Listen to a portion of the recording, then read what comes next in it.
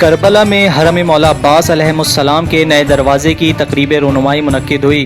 तफसीलात के मुताबिक शहनशाह करबला हज़रत अब्बास के रोज़ा मुबारक के नए दरवाज़े की रुनुमाई कर दी गई है।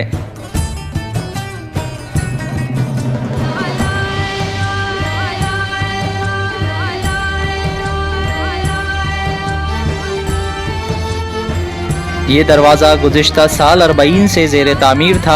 आशूरा मुहर्रम से कबल तामीर का काम मुकम्मल कर लिया गया है। ज़राए के मुताबिक दरवाज़े पर सोने का काम किया गया है, जिसकी वजह से इसकी खूबसूरती में मज़ीद इजाफ़ा हो गया है। हज़रत अब्बास अलैहिस्सलाम इमाम हुसैन अलैहिस्सलाम के भाई करबला में काफ़िला सालार थे।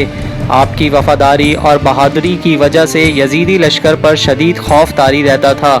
आपकी शहादत के बाद यजीदी फ़ौजों ने खुशियाँ मनाई थीं, लेकिन आज यजीद का नाम लेवा कोई नहीं मगर हुसैन और हुसैन के बावफा साथियों का नाम ज़िंदा है और ता क़यामत ज़िंदा रहेगा।